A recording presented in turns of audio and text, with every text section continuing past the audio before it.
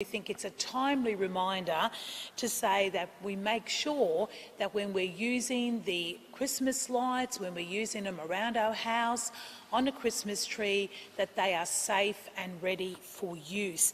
And there's a few things that we can do to ensure your safety when you're putting up your impressive displays, like the ones right here behind me at 1 William Street.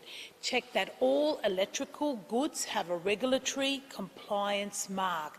Now, Brian will show you what that looks like soon. It's an RCM, and it means that it meets Australian standards. If it doesn't have one of those RCMs on the equipment you're about to use, on the electrical lights or whatever, there may be a bit of a problem. And Brian and I were talking, and this is particularly the fact if you're purchasing these online and they're coming from overseas, it could be a problem for your house, for your safety, and we don't want anyone to have any problems between now and Christmas. This is a festive time of the year, and we want everyone to wake up on Christmas Day and enjoy all those presents that are under the lights on the Christmas tree. When it comes to lights, make sure that you're getting the right ones for the job. So around my electorate, there's some beautiful displays at the moment of houses all lit up, but we want to make sure that weatherproof solar LED lights are best for the outside, and they're the ones recommended for use.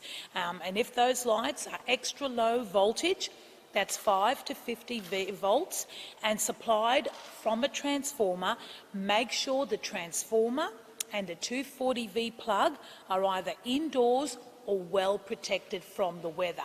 So just make sure that a few of the safety features are adhered to, and people can come around and view your displays in admiration, and then make sure you always follow the manufacturer's instructions for installation and use. Now, second-hand or damaged lights, the cases can cause fires, they can cause injuries and even fatalities. And like I said, we want to make sure that they are all in good order. And Brian can also show you some photos of some terribly damaged ones that the office has seen over the past few years.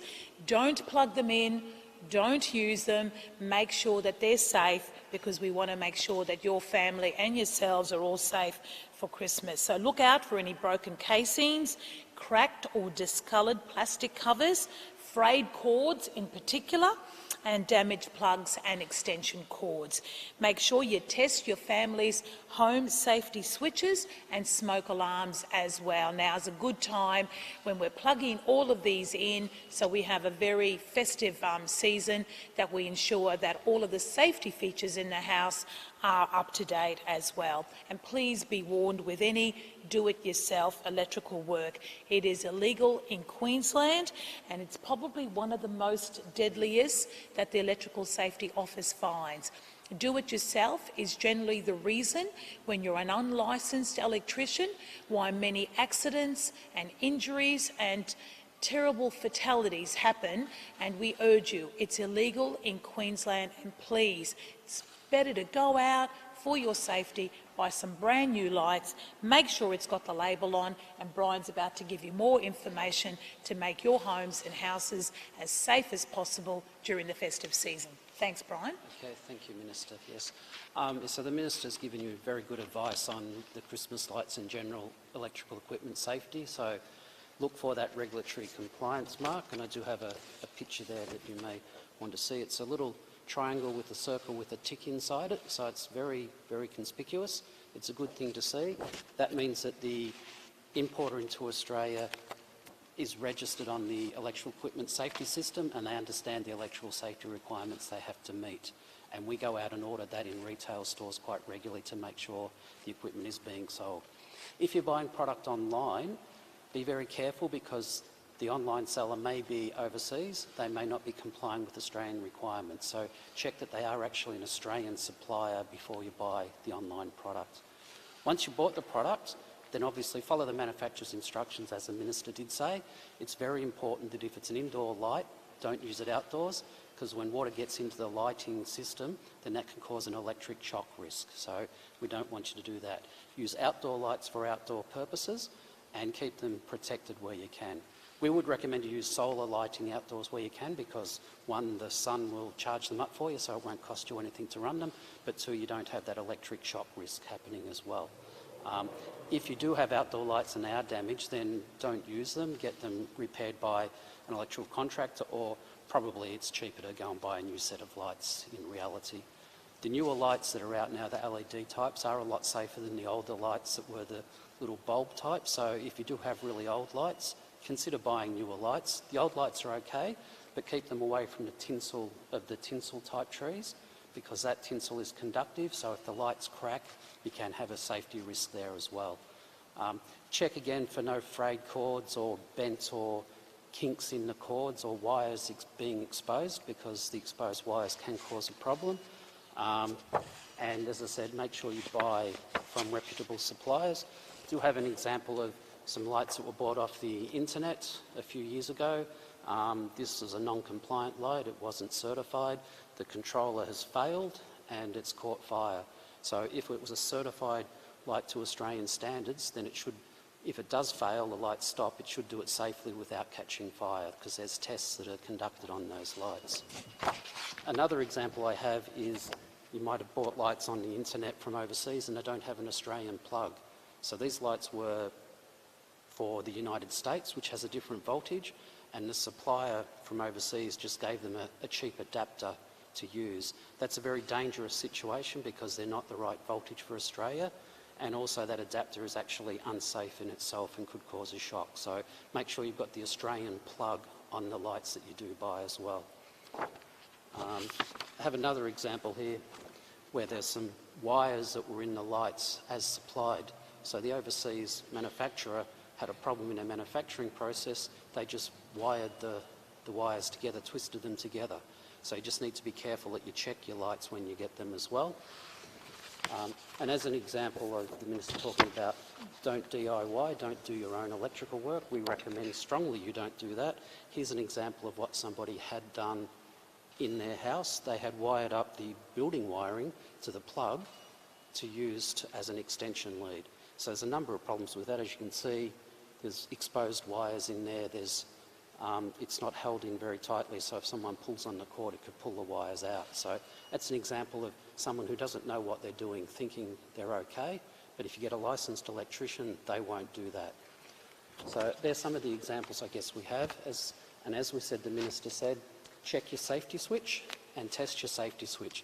If you're not sure what a safety switch is or what it looks like, go to electricalsafety.qld.gov.au. On that website there's some good videos to explain what a safety switch is in your switchboard and how to test it as well. So test it regularly, and if you don't have safety switches on all your circuits, there's a Christmas gift for somebody. Consider putting safety switches on the house. Okay.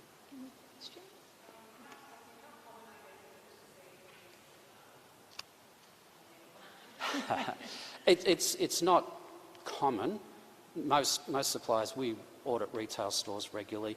Most stores are selling compliant product and registered products. There's a little bit more of a problem online. That's why we ask people to be very careful online, because that's a bit more harder to regulate. We're working on improving that process. It's not common, but the problem we have is it doesn't have to be common to be a problem.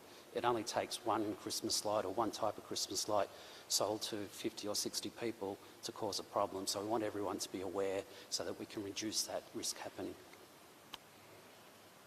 Okay.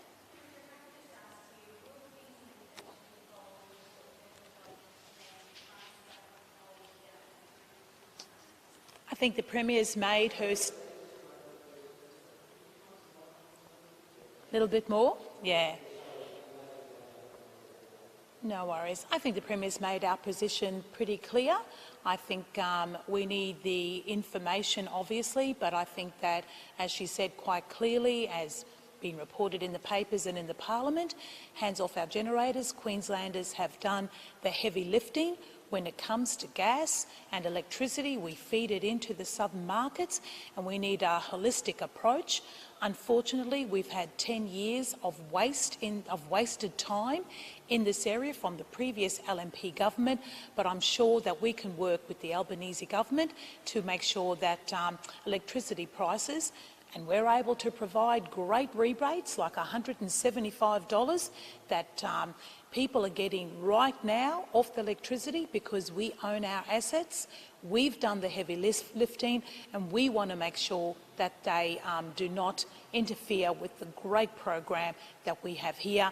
Other states have sold off their assets. We saved them, we've kept them in public hands, and we've done a lot to assist. $570 off their electricity prices since we've been elected to government, with the recent one being a $175 rebate, because we own our assets and we can pool that straight back into the pockets of Queenslanders right across the state.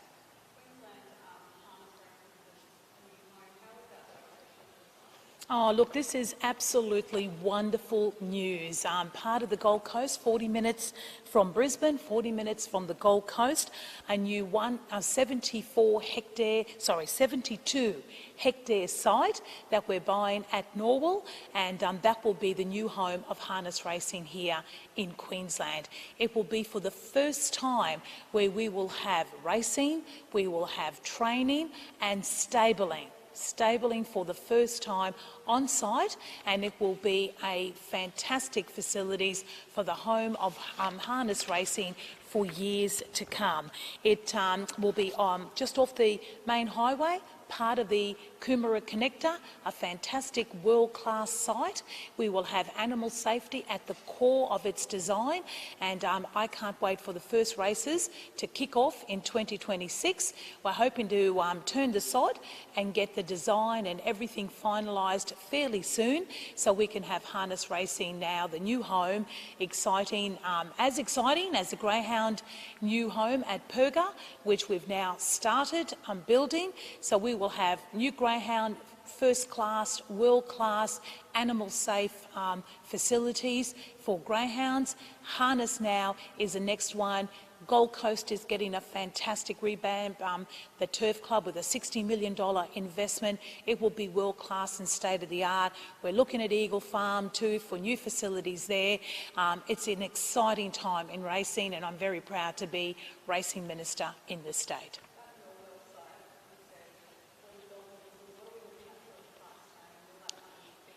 Yeah, that's a really good question, but we will obviously need to be, because the Albion site will be the new facility for the Olympic and Paralympic Games, so it will now make way for the list of facilities that we need to build for the Olympic and Paralympic Games in 2032. So that site now will be vacated in time to get that ready for the 2032 Games, and obviously there will be some compensation for that site to Racing Queensland and the Queensland Racing Integrity Commission that operate on that site, and that will be used for the new harness site.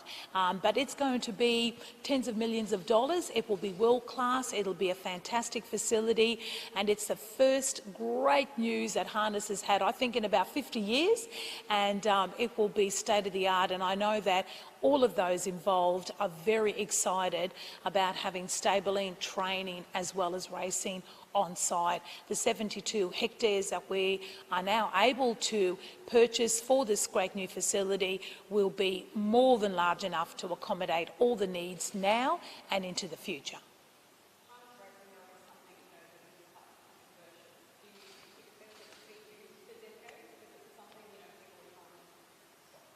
Oh, look, I know that there is a group that will always not support any kind of animal racing, but racing's been around for a long time in Australia, and I anticipate it'll be around for a lot longer as well. Particularly with this new investment, it'll be fantastic.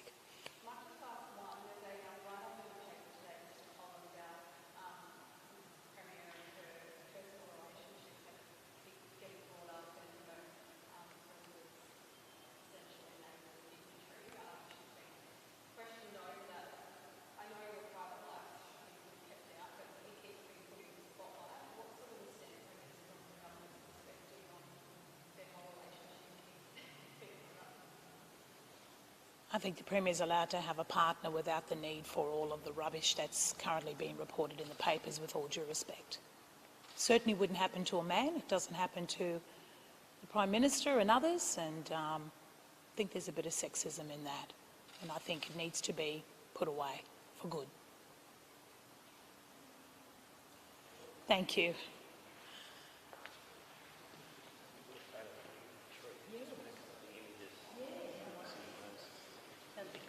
So these going to be placed under the tree there?